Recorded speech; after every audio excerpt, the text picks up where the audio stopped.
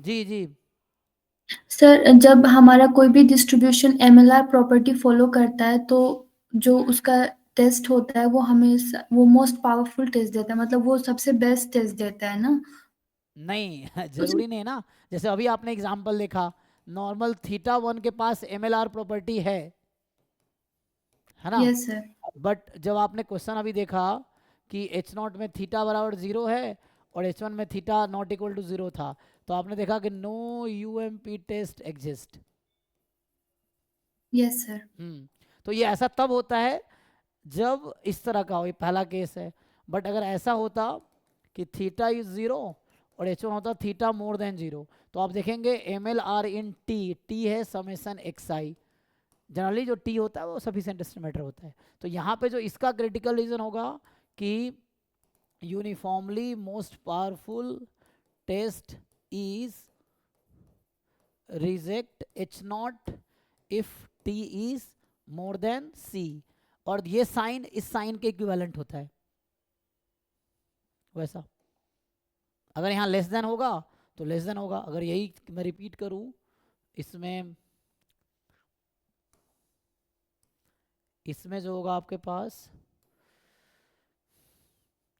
कोई भी distribution MLR property T में है, और अगर मान लो यहाँ लेस देन आपने लगा दिया, तो यहाँ लेस देन इक्वल टू हो जाएगा ऐसा।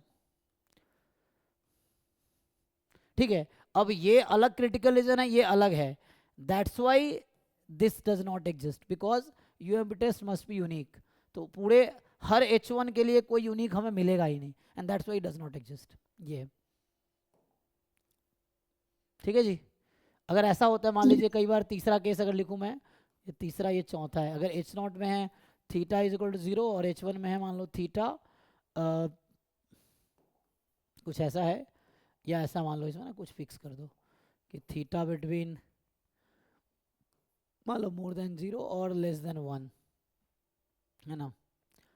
हाँ लेस देन वन ऐसा है, और यहाँ पे है theta between zero and one. तो इसका जो क्रिटिकल रीजन होगा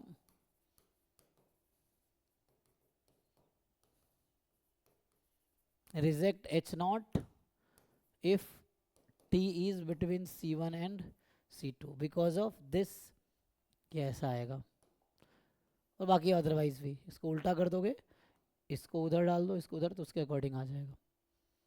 नहीं फिर इसी में रहेगा ना, क्योंकि यूएमपी फिर अगर उल्टा कर देंगे इसको एच वन में इसको एच नॉट में इक्वलिटी के साथ, तो UMP test does not exist हो जाएगा। मैं कह रहा हूँ अगर अगला केस लिखूंगा पांचवा कि एच नॉट है theta between zero and one, equality हमेशा एच नॉट में रहता है, तो मैं ऐसा लिख रहा हूँ थीटा लेस देन जीरो और थीटा मोर देन वन, तो यहाँ फिर से होगा UMP test does not exist.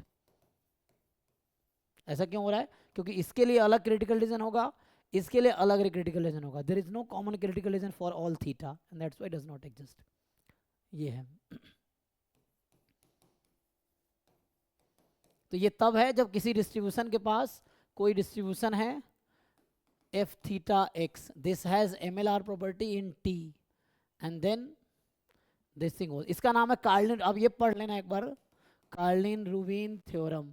तो उसमें ये मिल जाएगा आपको, बुक में मिल जाएगा, वी के रोहतगी वाली बुक में भी है, कैसे बर्गर में भी है, और भी बुक में मिल जाएगा, लेहमान वाली बुक में मिल जाएगा, है ना। सो ठीक है जी, थैंक यू। अभी नेट की स्टार्ट करेंगे क्लास।